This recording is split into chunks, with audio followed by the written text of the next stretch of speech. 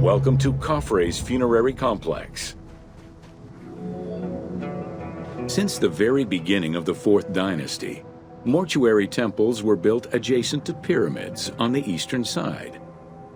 Such a location, facing the rising sun, as well as the world of the living as a whole, held an important symbolic meaning, for it was within the mortuary temple that kings were revived through daily rituals.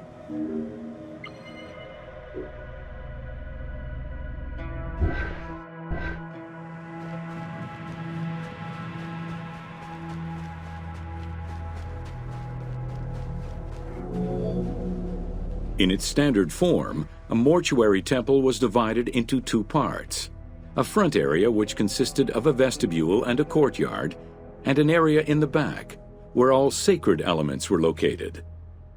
The back of the temple incorporated several essential features, including an inner sanctuary with a false door, which allowed the soul of the pharaoh to travel between the world of the dead and the world of the living.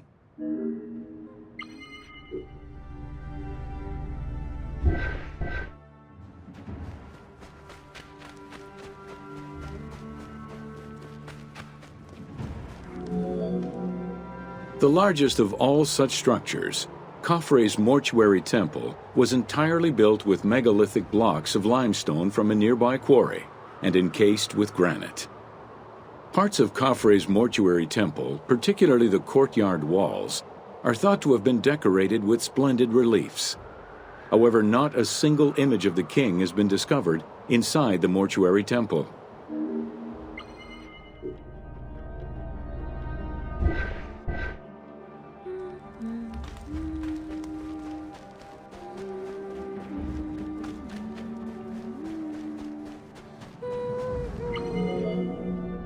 Khufu's direct successor, Khafre, followed the custom which required each king to establish a new site for their funerary accommodation, and chose Abu Rawash as his last resting place.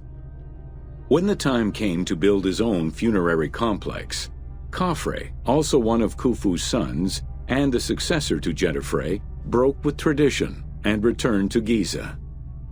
Not only did Khafre thumb his nose at tradition, but he did so in a way which he hoped would allow him to overshadow his father's most important monument.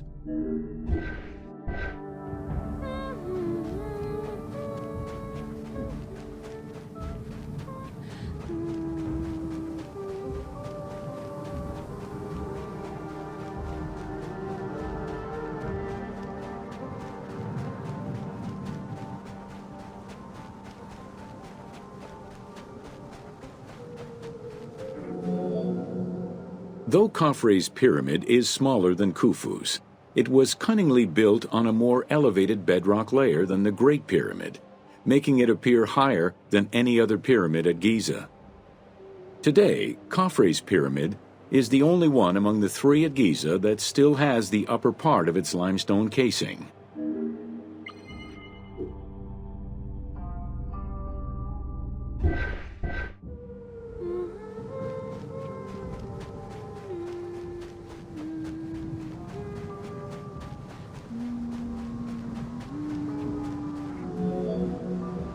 Considered a most sacred area, the Giza necropolis was strictly defined, both geographically and physically.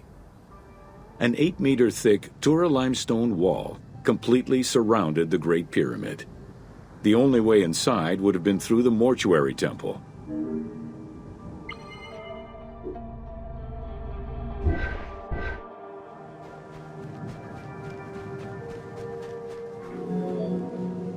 From the reign of Sneferu and onwards, the subsidiary pyramid became a common feature within the pyramidal complex. The function of the subsidiary pyramid, however, smaller in size and in height than the royal tomb, remains unclear, though some believe that it was meant to house the ka of the pharaoh.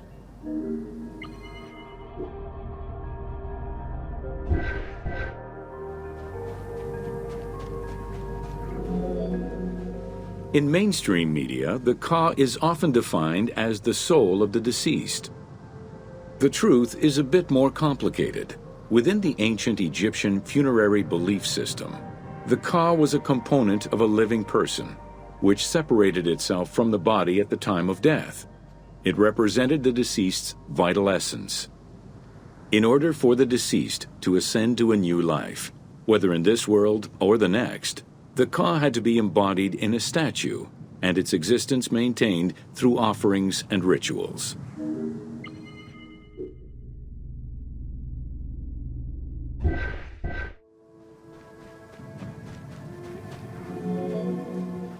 Within Khafre's subsidiary pyramid, a wooden box containing pieces of cedar was discovered by archaeologists. When reassembled, it turned out to be a shrine mounted on a sled.